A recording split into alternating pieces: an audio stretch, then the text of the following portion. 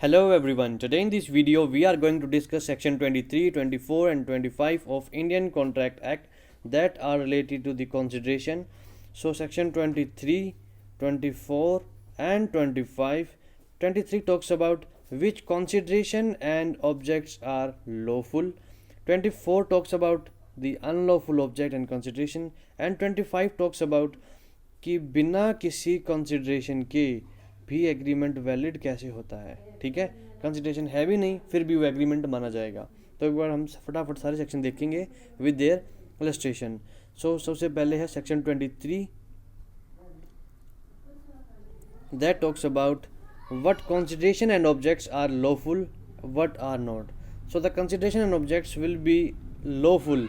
जितने भी एग्रीमेंट हैं उसके अंदर जो कंसिडरेशन है वो वैलिड मानी जाएगी अनलेस इन 5 केसेस के अंदर, unless it is forbidden by law, कानून ने इसको प्रतिबंधित किया हुआ है। ठीक है, is of such nature if permitted it would defeat the provisions of any law, और इट इज़ फ्रॉडुलेंट और इन्वॉल्व्स और implies injury to the person और प्रॉपर्टी ऑफ अनदर, और court regards it as immoral और oppose to the public policy. So इन पांचों में से यदि कोई भी चीज़ फॉल करती है तो वो कंसिडरेशन क्या हो जाएगा, अनलॉफुल। और अनलॉफुल कंसिडरेशन का जो एग्रीमेंट होगा वो क्या होगा, वॉइड। ठीक है, वो वॉइड बन जाएगा। अभी एक बार हम सारे फटाफट इलस्ट्रेशंस देखते हैं इन सभी की। तो जो पहला इसका इलस्ट्रेशन है, एक आदमी है ए, एक है बी। ए बोलता है कि भाई मैं अपना घर बेच रहा हूँ तेरे को और बदले में तो मेरे को मनी देना। तो इसने हाउस सेल किया। हाउस क्या हमारी ऑब्जेक्ट है और कंसिडरेशन क्या है, मनी। किसके लिए, ए के लिए। और बी के लिए इसका कंसिडरेशन क्या है, भाई बी को हाउस मिल रहा है, ए को क्या मिल रही है, मनी। तो जो दोनों चीज़ है यहाँ पे, ऑब्जेक्ट और कंसिडरेशन है दोनों की इंडिपेंडेंटली। भाई इसके लिए ऑब्जेक्ट कुछ है, इसके लिए कंसिडरेशन कुछ है। ठीक है, तो इन दोनों जो चीज़ें हैं ये बोथ आर लॉफुल। सो ये कॉन्ट्रैक्ट क्या हो जाएगा, हमारा वैलिड हो जाएगा। ठीक है, क्योंकि object and consideration both are lawful. Next case, जो ए है, ए को बी को 1000 रुपये देने थे आफ्टर 6 महीने, और जो सी है, सी ने भी इससे 1000 रुपये ले रखे हैं। अब जो है ये टाइम पे नहीं दे पाता, कौन, सी जो है बी को 1000 रुपये टाइम पे नहीं दे पाता। तो जो बी इसको टाइम दे देता है, ठीक है भाई 6 महीने बाद दे देना। तो जो ये टाइम दिया है, टाइम भी एक लॉफुल ऑब्जेक्ट है, एक लॉफुल कंसिडरेशन है। ठीक है, तो इस कारण ये जो हमारे जो ये एग्रीमेंट होगा ये क्या होगा, वैलिड एग्रीमेंट होगा।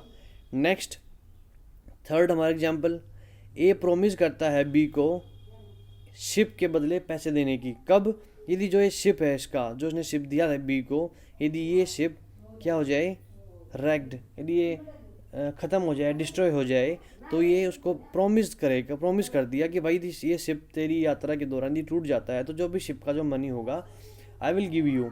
तो जो बी है, बी के पास कंसिडरेशन क्या है कि भाई शिप जो वैल्यू है, जो शिप की वैल्यू है वो मिलेगी। ठीक है ना, तो जो सारी जो चीज़ है ये हमारी एक वैलिड एग्रीमेंट है, क्योंकि इसके अंदर कोई भी ऐसी अनलॉफुल ऑब्जेक्ट और अनलॉफुल कंसिडरेशन शामिल नहीं है।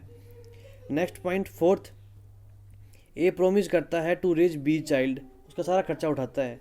तो जब लास्ट में बी उससे क्लेम करता है कि भाई मेरे को 1000 रुपये दे, तो क्या वैलिड माना जाएगा, बिल्कुल माना जाएगा। भाई उसने उसकी देखभाल करी है, उसके लिए वो अपना पैसा मांग रहा है, नॉट फॉर एनीथिंग। ठीक है, अभी तक जितने भी 4 एग्जाम्पल थे सारे किसके थे, ये लॉफुल के। अब देखो सारे अनलॉफुल आ जाएंगे जो भी हमने अभी वो सेक्शन 23 के अंदर जो भी पढ़े थे ना, अनलेस जो 5 पॉइंट्स थे उनमें से एग्जाम्पल्स बन के आएंगे। 3 दोस्त हैं ए बी सी, वो फ्रॉड करते हैं, मतलब चोरी चारी करके फ्रॉड करके पैसा कमाते हैं। फिर एग्रीमेंट कर लेते हैं कि भाई ए का हिस्सा इतना होगा, बी का परसेंट इतना, सी का परसेंट इतना, प्रॉफिट शेयरिंग का। तो क्या ये लॉफुल है, दिस इज़ बिल्कुल अनलॉफुल, राइट, ये अनलॉफुल माना जाएगा। नेक्स्ट पॉइंट छठा, भाई ए बोलता है बी को कि मैं तेरे को जॉब दिला दूंगा तो मेरे को मनी दे देना। तो क्या ये अनलॉफुल कंसिडरेशन, जॉब दिलाना इज़ गुड लेकिन पैसे के बदले यहाँ पे मनी क्या बन जाएगी, एक अनलॉफुल कंसिडरेशन। ठीक है, तो देखो मनी के कितने रूप हैं। नेक्स्ट इज 7th एग्जाम्पल, एक लैंड प्रोप्राइटर है कि ये सोच लो कि आप एक क्या बोलते हैं उसको, एक प्रॉपर्टी डीलर है।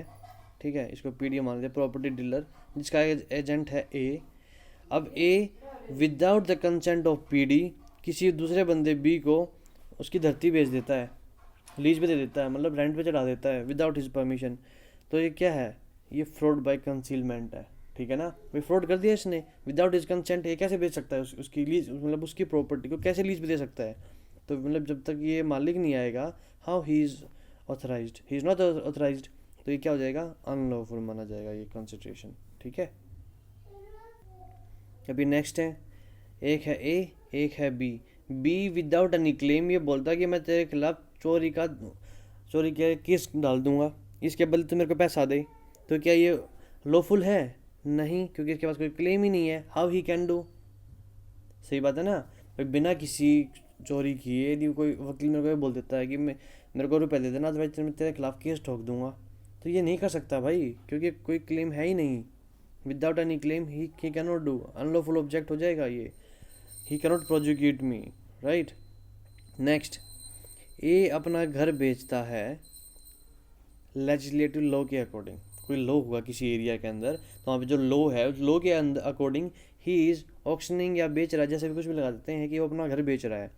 लेकिन जो लेने वाला है उसमें से एक बंदा एक डिफ़ॉल्टर घोषित किया कर रखा सरकार ने कि भाई ये person he can not take the any property in that area, so this is a unlawful process, मतलब unlawful you can say agreement, क्योंकि he is forbidden by law, he can not take that, ठीक है ना, he is forbidden by law. Next 10th, B और A ये दोनों दोस्त हैं, ए का तगड़ा इन्फ्लुएंस है और सी को ये दोनों, जो ये बी है ये बोलता है कि भाई मैं ए के थ्रू तेरे को मैं फेवर करवा दूंगा। किसी भी इलेक्शन के अंदर होता है ना कि भाई ये मेरा दोस्त है, ये बहुत ताकतवर इंसान है, और जब भी तेरा सी जब तू इलेक्शन में खड़ा होगा तो ए तेरे को ये अपना इन्फ्लुएंस कर देगा, तेरे को सी को फेवर कर देगा, तो this is also immoral thing, right. So ये जो ये एग्रीमेंट है ये भी हमारा वैलिड नहीं माना जाएगा। नेक्स्ट, ए अपनी डॉटर को किसी आदमी को दे देता है एज ए रखेल, this is immoral thing, a person can not do this, लेकिन this is not punishable by the law, you can say under IPC, so this will also be not valid, immoral.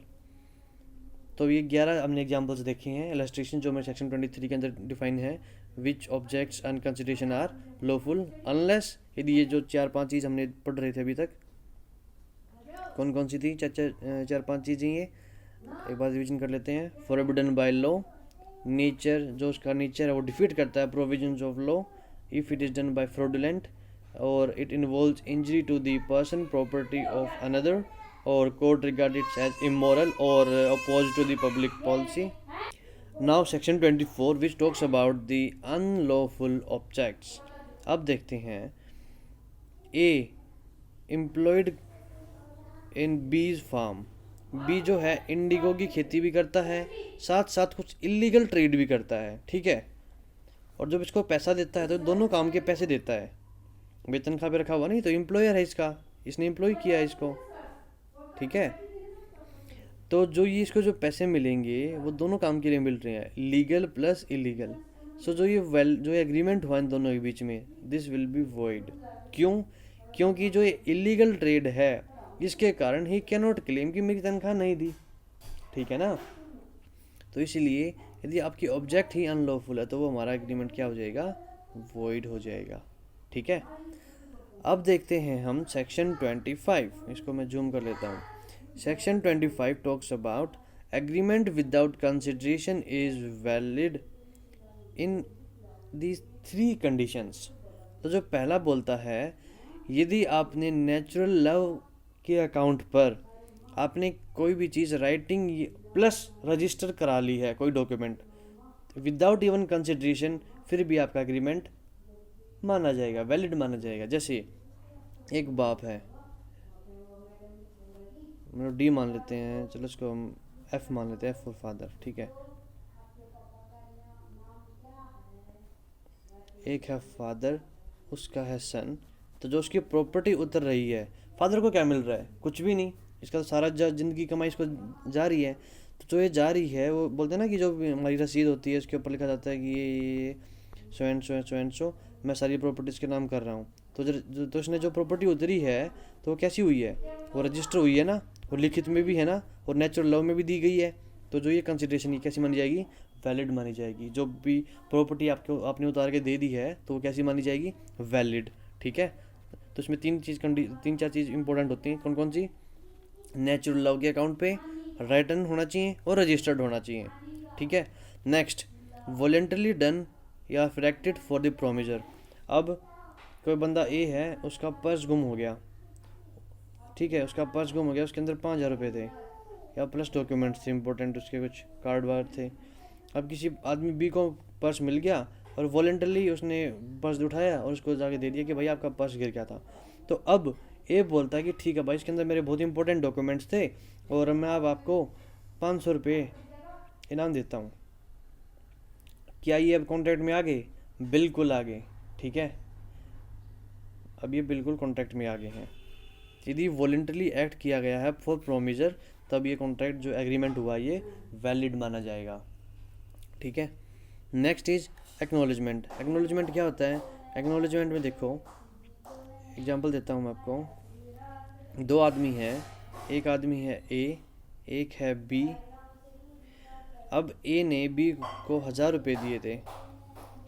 भाई आपको ये बोला था कि जो A है वो 3 साल के अंदर अंदर ये पैसा क्लेम कर सकता है। यदि 3 साल के बाद यदि ये बोलेगा ना कि भाई मैंने तो तेरे को पैसे दिए थे, तो ये क्लेम नहीं कर सकता। और जो बी है ये नहीं दे पाता, लेकिन बी ने इन 3 साल ख़त्म होने से पहले पहले, हम एग्जाम्पल से समझते हैं, 2017 मानते हैं कि 2017 में इसने 1,000 रुपये दिए इसको, तो 2020 तक ही कुड क्लेम।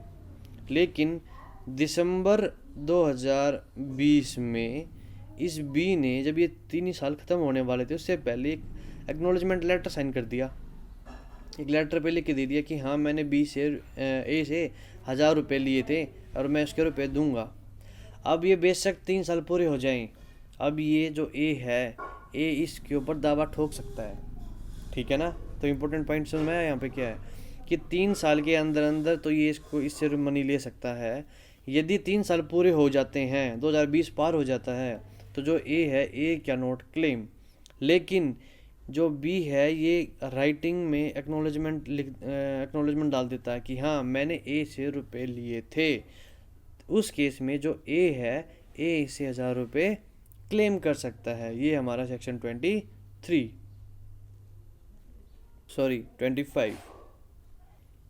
अब देखो सेक्शन 25 के अंदर 2 एक्सप्लेनेशन दी हुई है। पहली बोलती है nothing in section shall affect the validity of gift. जो गिफ्ट होता है वो गिफ्ट ही रहेगा, उसके अंदर कोई भी एग्रीमेंट नहीं माना जाएगा। जैसे अब पहले देखो, a promise for no consideration to give B 1,000 रुपये, this is a void agreement, क्योंकि कंसिडरेशन है ही नहीं इसके अंदर, ठीक है ना। इट्स ओनली ए गिफ्ट कि भाई बोलते हैं 1,000 रुपये आपको गिफ्ट दूंगा, जरूर थोड़ा ना मैं दूँ या ना दूँ, ऑलराइट। अब नेक्स्ट पॉइंट देखो, इसकी एक्सप्लेनेशन सेकंड देखो। An agreement to which the consent of the promisor is freely given is not void merely because the consideration is इनएडिक्वेट।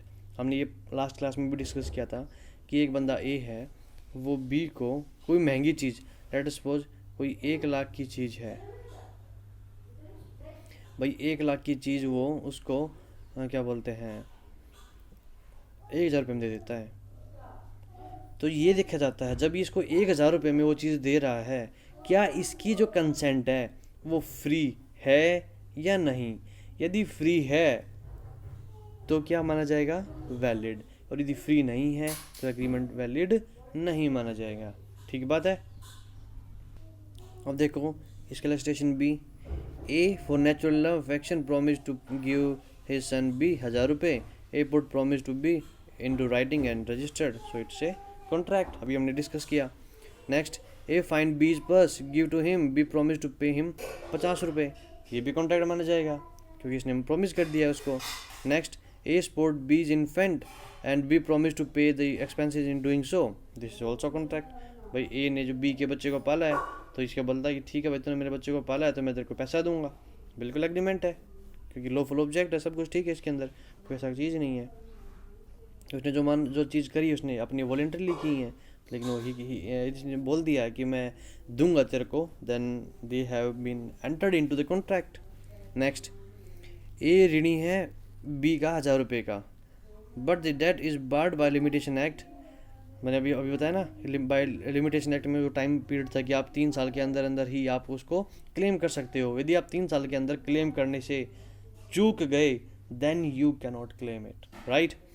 अब देखो, लेकिन ए ने साइन कर दिया रिटर्न में कि भाई मैंने 20,500 रुपये मैं दूंगा, उसको 1,000 रुपये लिए थे, लेकिन उसने एक्नोलेजमेंट डाल दिया कि हाँ मैं 500 रुपये दूंगा, और ये यदि ए के हाथ लग जाता है रिटर्न चीज़, तो ही कैन क्लेम कि हाँ भाई तूने तो लिख के दिए थे 500 रुपये दूंगा, तो मेरे को दे रुपये, ठीक है ना।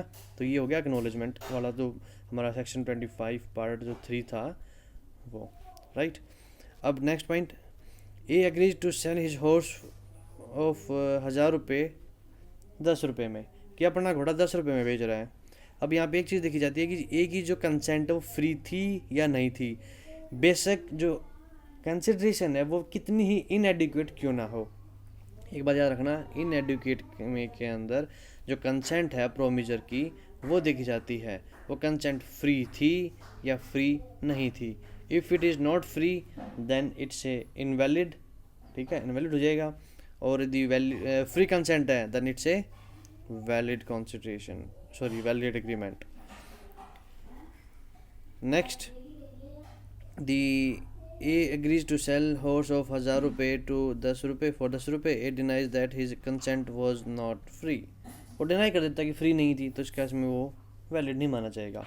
अब यहाँ पे लास्ट पॉइंट देखो, inadequacy of consideration is a fact which court should take into account considering whether A's consent was freely given or not. अभी हमने यही बात करी थी कि inadequate जब consideration होती है तब उसके अंदर जो प्रोमीजर होता है उसकी कंसेंट इंपॉर्टेंट हो जाती है कि वो फ्री है या फ्री नहीं है।